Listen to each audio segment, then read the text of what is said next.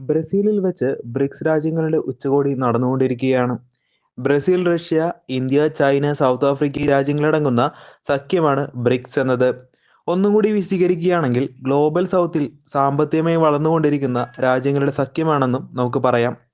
ഈ വർഷത്തെ ബ്രിക്സ് രാജ്യങ്ങളുടെ സഖ്യം ചരിത്രം കുറിക്കുന്ന നീക്കമാണ് ഇന്ത്യ അടക്കമുള്ള രാജ്യങ്ങൾ നടത്തിക്കൊണ്ടിരിക്കുന്നത്. പാശ്ചാത്യ രാജ്യങ്ങളുടെ ഏകപക്ഷീയത കലർന്ന നീക്കങ്ങൾ ദിനംപ്രതി ലോകം കണ്ടുകൊണ്ടിരിക്കുകയാണ്.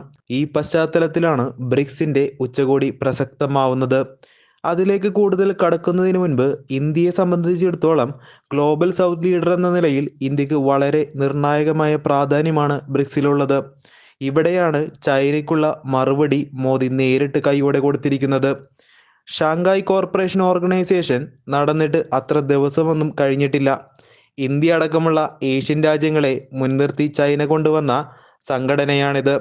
ചൈനയിൽ വെച്ച് നടന്ന സംയുക്ത യോഗത്തിൽ ഇന്ത്യയെ ചൊടിപ്പിച്ച നീക്കം നമ്മുടെ രാജ്യം മറന്നു കാണില്ല. സംയുക്ത പ്രസ്താവനയിൽ ഇന്ത്യയുടെ പഹൽഗാം ഭീകരാക്രമണത്തെ പരാമർശിക്കാതെ ഇന്ത്യയുടെ താൽപര്യത്തിന് എതിരായിരുന്നു സംയുക്ത സമ്മേളനം നടന്നത്. സംയുക്ത സമ്മേളനത്തിൽ പങ്കെടുത്ത ഡിഫൻസ് മിനിസ്റ്റർ രാജ്നാഥ് സിംഗ് സംയുക്ത പ്രസ്താവനയിൽ ഒപ്പിടാതെ ഇന്ത്യയുടെ രോക്ഷം അറിയിക്കുകയും സംയുക്ത പ്രസ്താവന അങ്ങനെ പാസ്സാവാതെ ചൈനയുടെ പെട്ടിയിൽ കയറുകയും ചെയ്തിരുന്നു.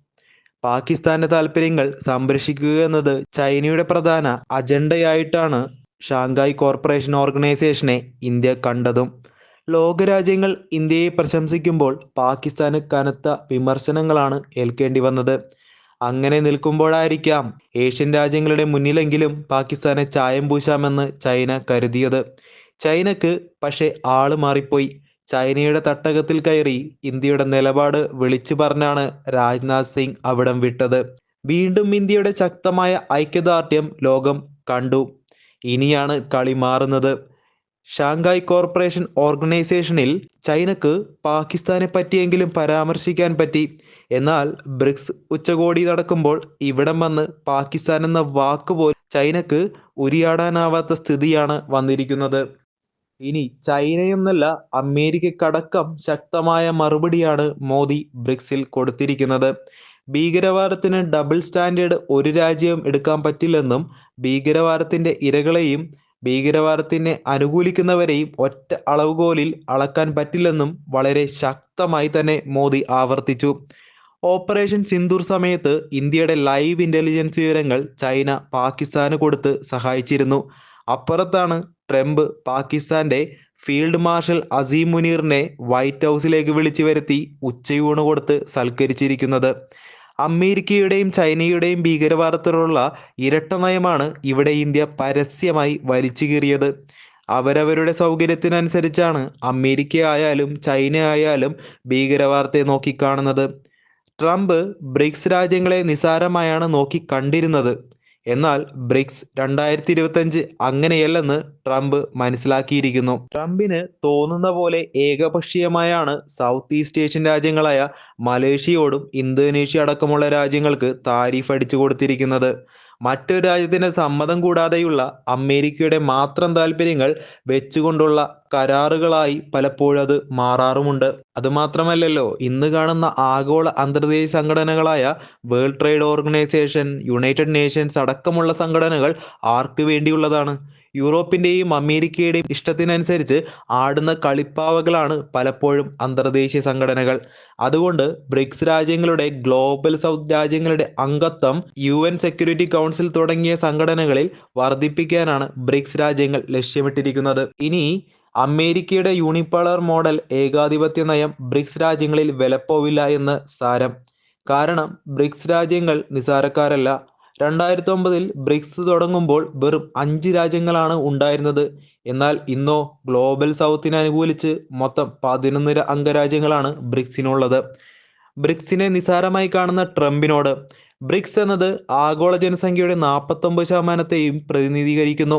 40% ഗ്ലോബൽ GDPയും 26% ഗ്ലോബൽ ട്രേഡും നടത്തുന്ന രാജ്യങ്ങളാണ് ഇന്ന് ബ്രിക്സിലുള്ളത്. ട്രംപും പാശ്ചാത്യ ശക്തികളും ബ്രിക്സിനെ നല്ലപോലെ ഭയക്കുന്നുണ്ട്. കാരണം ഇന്നത്തെ യുദ്ധഗതികളൊക്കെ മാറി മറിഞ്ഞിരിക്കുകയാണ്. കാശുള്ളവന്റെ കയ്യിലാണ് അധികാരം എന്നത് ഗ്ലോബൽ പൊളിറ്റിക്സിലും ഒഴിവാക്കാൻ പറ്റാത്ത കാര്യം തന്നെയാണ്.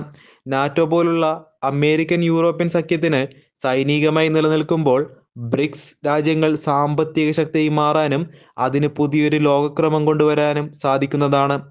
അവിടെ നാറ്റോ പോലുള്ള സഖ്യങ്ങൾ തോക്കും പിടിച്ച് മാത്രം ഇരിക്കാനേ സാധിക്കുകയുള്ളൂ. ഇന്ന് അമേരിക്കയുടെ ഏകപക്ഷീയമായ താരിഫ് ഭീഷണി ചില രാജ്യങ്ങളുടെ ഇടയിൽ വിലപ്പോകുമായിരിക്കും. എന്നാൽ ഒരു ദിവസം ബ്രിക്സ് തീരുമാനിക്കും അമേരിക്ക എന്ന് കേൾക്കേണ്ടി വരും. അത്രയും ശക്തി ഈ ബ്രിക്സ് രാജ്യങ്ങൾക്കുണ്ടെന്നേ. ബ്രിക്സ് രാജ്യങ്ങൾ ഒരുമിച്ച് നിന്നാൽ ഡോളറിന്റെ ശക്തി ക്ഷയിപ്പിക്കാൻ പറ്റുമെന്നത് ട്രംപ് അറിഞ്ഞു. ഉടനെ തന്നെ ട്രംപിന്റെ ഭീഷണി എത്തി. 100% താരിഫ് ബ്രിക്സ് രാജ്യങ്ങൾക്ക് അടിച്ചു കൊടുക്കുമെന്നും പറഞ്ഞ് പോയി പണി നോക്കാൻ പറഞ്ഞു ബ്രിക്സ് രാജ്യങ്ങൾ. ഇതുവരെ ബ്രിക്സ് പുതിയ കറൻസി ഇറക്കിയിട്ടില്ലെങ്കിലും ബ്രിക്സ് രാജ്യങ്ങൾ തമ്മിലുള്ള വ്യാപാര ഇടപാടിൽ വിനിമയം നടത്തുന്നത് ലോക്കൽ കറൻസിയിലാണ്. ഇത് വല്ലതും അമേരിക്കയ്ക്ക് അറിയാവോ? ഇനി പറഞ്ഞാലും ബ്രിക്സിനൊരു ചുക്കുമില്ല. അമേരിക്ക ഞെട്ടാൻ തയ്യാറായിക്കോ. വേറൊരു റിപ്പോർട്ടും കൂടി ഇവിടെ കറങ്ങി നടപ്പുണ്ട്. റൂബിക്സ് ഡാറ്റ സയൻസ് അനുസരിച്ച് ബ്രിക്സ് രാജ്യങ്ങൾ വലിയ തോതിൽ എക്സ്പോർട്ട് ചെയ്യുന്ന രാജ്യങ്ങളാണ്.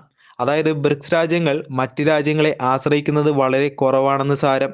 അതേസമയം ശക്തമായ ഉൽപാദനശേഷിയും ആഗോള വ്യാപാരത്തിലെ സ്വാധീനവും ഉയർന്നു വരുന്ന രാജ്യങ്ങളാണ്. ഇത് കാണിക്കുന്നത് ഇന്ത്യക്ക് എന്ത് സാധനം വേണമെങ്കിലും ബ്രിക്സ് രാജ്യങ്ങൾക്ക് ഇന്ന് കൊടുക്കുവാനുള്ള ശേഷിയുമുണ്ട് എന്നുള്ളതാണ്. ഇന്ത്യ പോലുള്ള രാജ്യത്തിന് ബ്രിക്സിലുള്ള അംഗത്വം നയതന്ത്രപരമായ പങ്ക് വിളിച്ചു കാണിക്കുന്നു. ബ്രിക്സ് ഗ്ലോബൽ സൗത്ത് രാജ്യങ്ങളുടെ ശബ്ദം മാത്രമല്ല, പാശ്ചാത്യ രാജ്യങ്ങളുടെ താല്പര്യങ്ങൾ മാത്രം സംരക്ഷിക്കുന്നതിനെതിരെ ചോദ്യമുയർത്തുന്ന വലിയൊരു വേദി കൂടിയാണ് ബ്രിക്സ്. അടുത്ത വീഡിയോയുമായി വരാം.